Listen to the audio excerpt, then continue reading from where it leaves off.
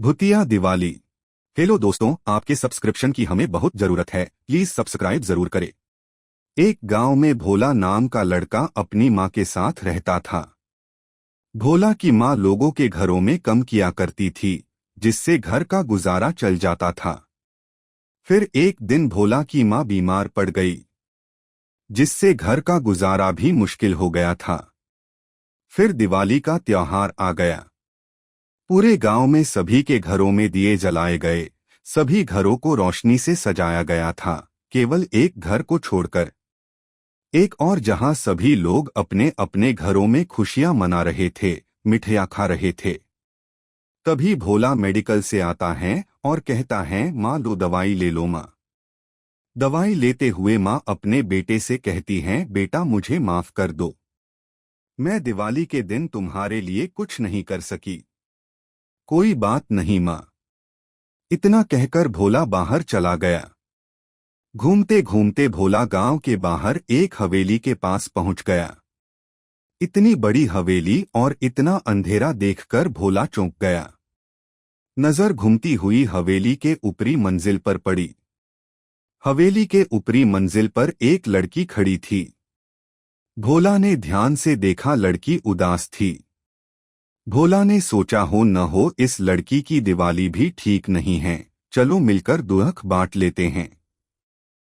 ऐसा सोचकर भोला हवेली के दरवाजे तक गया। जैसे ही भोला दरवाजे के पास पहुंचा, दरवाजा अपने आप खुल गया।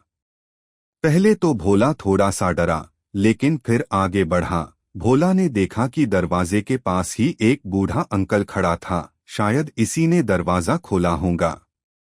भोला ने उस अंकल से पूछा कि दादा, इतनी बड़ी हवेली और इतना सन्नाटा क्यों, जबकि आज तो दिवाली है। बूढ़ा खांसते हुए बोला, साहब अपने काम में हमेशा बिजी रहते हैं, और वो जो खड़ी हैं साहब की बेटी हैं, उसका नाम सोनी है। साहब ने उसे बाहर जाने सा मना किया है, इसलिए जब वो अकेली रहती हैं तब उदास हो जाती हैं। भोला हवेली के अंदर जाता हुए तो उसे अजीब सा डर लगता है। भोला जैसे ही आगे बढ़ा, भोला को एक सुंदर कपड़ों में एक स्त्री दिखी। वो स्त्री दिखने में तो सुंदर थी, लेकिन जैसे ही वो बोली, भोला डर गया। है कहाँ जा रहा है? हवेली की तरफ अपने कदम बढ़ाए तो मैं तुझे खा जाऊंगी।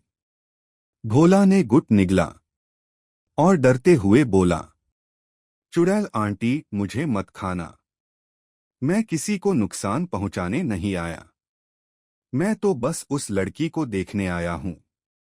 प्लीज प्लीज मुझे मत खाना, मैं तो छोटा बच्चा हूं, छोटे बच्चे भगवान का रूप होते हैं। आप कहोगी तो मैं नाच भी लूंगा। इतना कहकर भोला नाचने लगा। छोटा बच्चा समझ के नहीं आंख दिखाना रे डूबी डूबी, डम डम अक्ल का कच्चा समझ के न धमकाना रे डूबी डूबी। ये सब देखकर सोनी के चेहरे पर स्माइल आ गई और बोली, अरे तुम कौन हो, यहाँ आओ। क्यों आंटी, जाऊं, वो बुला रही हैं। हाँ ठीक है जाओ, लेकिन मैं यही हूं। मेरी बेटी को नुकसान पहुंचाने की कोशिश भी की तो तुम्हारी खैर नहीं। अरे चुड़ैल आंटी, मैं कोई चोर आतंकवादी थोड़े ही हूं जो किसी का नुकसान करूंगा। मैं तो खुद नसीब का मारा हूं। अरे तुम कौन हो? पहले तो तुम्हें कभी देखा नहीं। मैं पास के गांव का ही हूं। पर तुम रो क्यों रही थी? तुम्हारे पास तो सब कुछ है। सब कुछ होने से क्या खुशियां आ जाती हैं? मेरे पास सब कुछ तो है, लेकिन लोग नहीं हैं। पापा हमेशा बाहर रहते हैं और काम वाली बाई वो घर का काम करती हैं, उसके साथ मैं क्या खेलूं?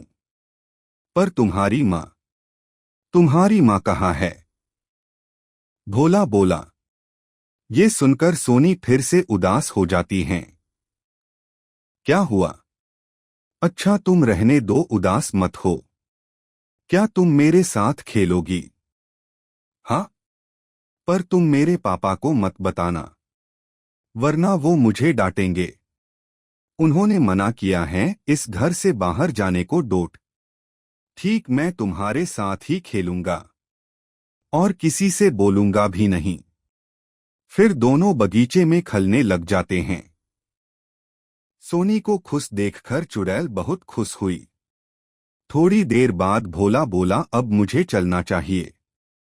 आज तुम तो अपने घर पर दिवाली के खूब मजे करोगे। नहीं, मेरी माँ बीमार हैं और हमारे पास इतने पैसे भी नहीं हैं कि हम घर को भी सजा सके। इतना कहकर भोला अपने घर की तरफ निकल गया। सोनी फिर अपने घर के अंदर चली गई और उदास होकर सोचने लगी, मेरे पास इतने पटाखे होते हुए भी मुझे कोई खुशी नहीं है। अब की बार भी मुझे अकेले दिवाली मनानी पड़ेगी। चुड़ैल सोनी को उदास देखकर वापस भोला के पीछे जाती हैं और उसे रोकती हैं। रुक जाओ भोला। अब क्या हुआ चुड़ैल आंटी, मैं तो अपने घर ही जा रहा हूँ और मैंने आपकी बेटी को कोई नुकसान भी नहीं पहुंचाया है। तुम्हारे साथ खेलकर मेरी बेटी बहुत खुश हुई और तुम अब यहाँ से कहीं नहीं जाओगे।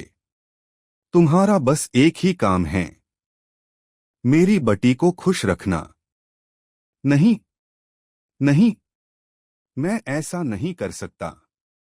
घर पर मेरी माँ अकेली हैं, मुझे उनके पास जाना है। नहीं, मैं तुम्हें मार दूंगी और तुम्हारी माँ को भी नहीं, तो फिर वापस चलो। भोला डर जाता और उनके साथ चला जाता है।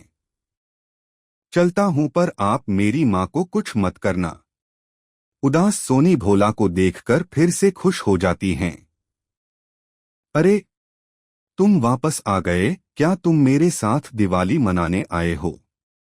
हाँ, वो तुम अकेली हो और दिवाली कैसे मनाओगी? मेरे पास भी पटाखे नहीं हैं, तो मैं वापस आ गया। फिर दोनों बगीचे में पटाखे और फुलझड़िया से खेलते हैं। कुछ समय बाद भोला उदास हो जाता है। भोला को देखकर सोनी बोली, क्या हुआ? तुम्हें और पटाखे चाहिए? तुम मेरे सारे पटाखे ले लो।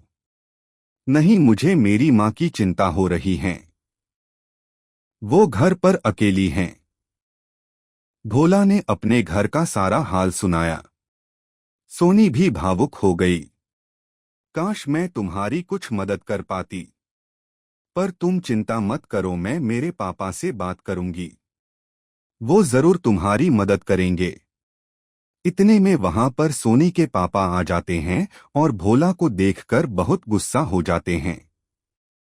नौकरानी को बुलाकर उसे बहुत डांटा। सोनी रोने लगी, इसे कुछ मत कहना, ये तो मेरे साथ खेलने आया।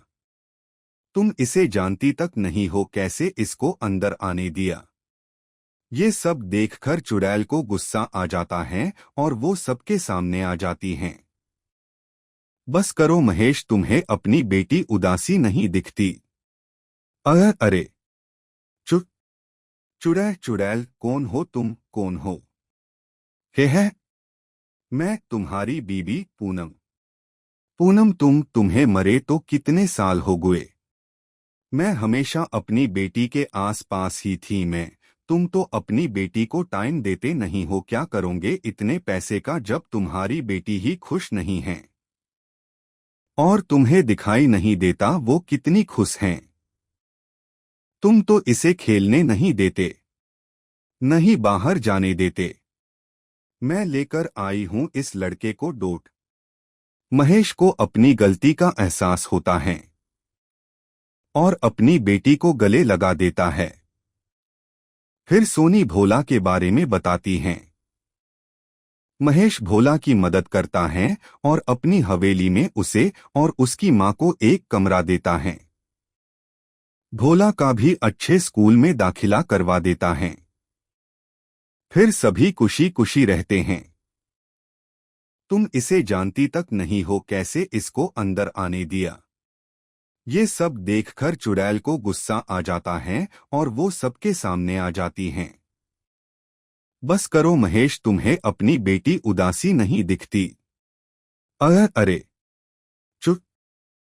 चुड़ैल, कौन हो तुम? कौन हो? है मैं तुम्हारी बीबी पूनम। पूनम तुम्हें मरे तो कितने साल हो गए। मैं हमेशा अपनी बेटी के आसपास ही थी। तुम तो अपनी बेटी को टाइम देते नहीं हो। क्या करोगे इतने पैसे का जब तुम्हारी बेटी ही खुश नहीं है और तुम्हें दिखाई नहीं देता वो कितनी खुश हैं।